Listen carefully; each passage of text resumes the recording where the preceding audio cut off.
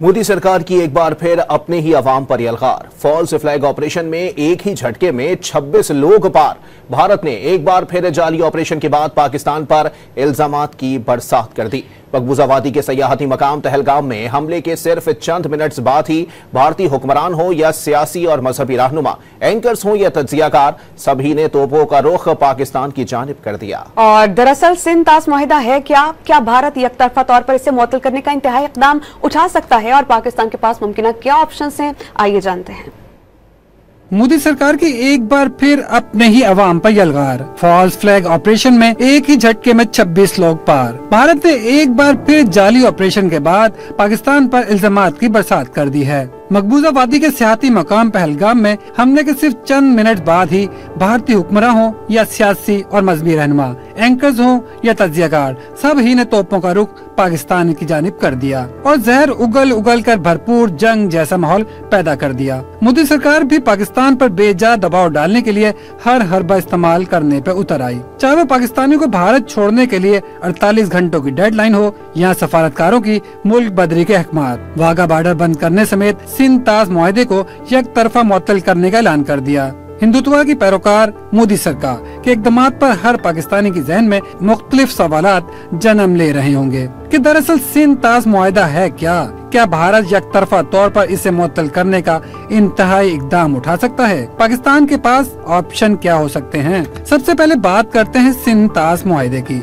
दोनों मालिक के दरमियान 6 दरियाओं की तकसीम से मुतालिक ये तारीखी मुआहिदा सितंबर 1960 में तय पाया, जिसे इंडस वाटर ट्रीटी का नाम दिया गया। इस मुआहिदे में आलमी बैंक ने ज़ामिन का किरदार अदा किया। मुआहिदे पर उस वक्त के पाकिस्तानी सदर जनरल अयूब खान और भारतीय वजीर आजम जवाहरलाल नेहरू ने कराची में दस्तखत किए, जिसके तहत मशरकी दरियाओं यानी रावी, ब्यास और सतलुज का कंट्रोल भारत को दे दिया गया। भारत को इन दरियाओं पर किसी भी मंसूबे का हक हासिल है जिस पर पाकिस्तान किसी किस्म का एतराज नहीं कर सकता। मगरबी दरिया यानी सिंध, झेलम और चनाब पाकिस्तान के हिस्से में आए। इन दरियाओं के 80% पानी पर पाकिस्तान का हक तस्लीम किया गया। भारत इन दरियाओं के पानी से बिजली पैदा कर सकता है, मगर पानी जखीरा करने या इसके भाव को कम करने का हक नहीं रखता। लेकिन खुद को सेकुलर मुल्क कहलवाने वाला भारत दरअसल हिंदू इंतहा पसंदों का मुल्क है।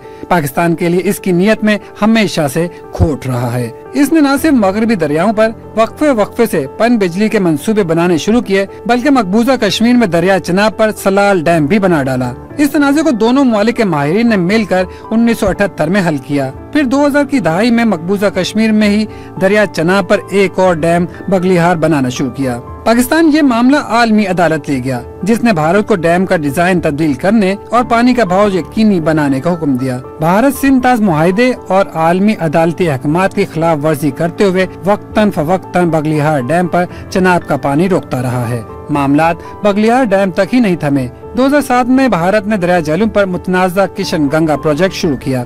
पाकिस्तान मामला दोबारा आलमी सालिसी अदालत ले गया, जहां 2013 में अदालत ने भारत को डैम बनाने की इजाजत देने के साथ हुक्म दिया कि इससे दरिया में तायुन शुदा पानी का बहाव यकीनी बनाना होगा। हकीकत तो ये है कि हिंदुत्व सरकार की आंखों में सिंध तास मुआहिदा हमेशा से खटक रहा है। मुआहिदा तोड़ने की पहले भी मुतअद्दिद बार कोशिश की जाती रही है, ताहम दस्तावेज में वाज़िया है कि कोई मुल्क यकतरफा तौर पर ये मुआहिदा नहीं तोड़ सकता। दरियाओं की तकसीम का ये मुआहिदा कई जंगों, झगड़ों और खिलाफात के बावजूद 62 साल से कायम है, जिसे दोनों ममालिक के दरमियान अब तक का सबसे कामयाब और बाअसर मुआहिदा भी कहा जाता है। यहाँ ये सवाल पैदा होता है कि क्या भारत यकतरफा तौर पर सिंध तास मुआहिदा खत्म कर सकता है?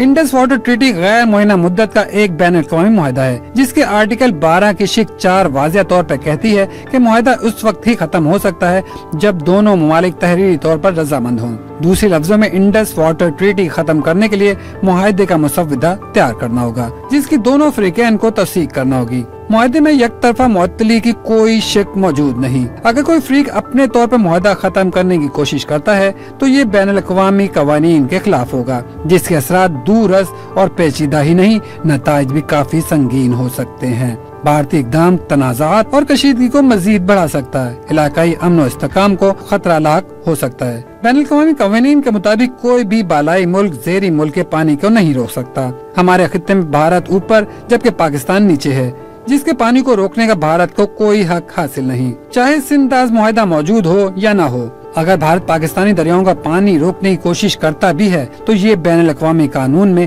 एक मिसाल के तौर पर इस्तेमाल हो सकता है। सवाल ये भी है कि अगर भारत पाकिस्तानी पानी को नीचे की तरफ आने से रोकता है तो क्या ऊपर की तरफ मौजूद चीन कोई मिसाल कायम कर सकता है? चीन भी दरियाए ब्रह्मपुत्र के पानी को रोकने के लिए इसी तर्ज का कोई अमल कर सकता है, और अगर ऐसा हुआ तो यह खुद भारत के लिए भी नुकसानदेह साबित हो सकता है, क्योंकि चीन जैसी ताकतें इस सूरत हाल को बगौर देख रही हैं। अब ये भी जान लेते हैं कि इस सूरत में पाकिस्तान के पास क्या ऑप्शन हो सकते हैं। पाकिस्तान ये मामला मुआहदे के बैनुल-अक़वामी ज़ामिन आलमी बैंक ही नहीं, अक़वाम मुत्तहिदा समेत दीगर आलमी फोरम पर भी उठा सकता है। आलमी अदालत इंसाफ या आलमी सालिसी अदालत से रुजू किया जा सकता है ताकि कानूनी कार्रवाई के जरिए तहफ़्फ़ुज़ हासिल किया जा सके। भारतीय इक़दाम के खिलाफ बैनुल-अक़वामी सतह पर मौसर सफारतकारी से एक तरफा कार्रवाई को चैलेंज किया जा सकता है। मुस्लिम ममालिक ही नहीं, करीबी इत्तेहादियों ख़ुसूसन चीन के साथ बातचीत करके भारत के इस इक़दाम का जवाब दे सकता है। आलमी बिरादरी से भी भारत पर दबाव डालने की दरख्वास्त कर सकता है। अगर ये मामला तूल पकड़ता है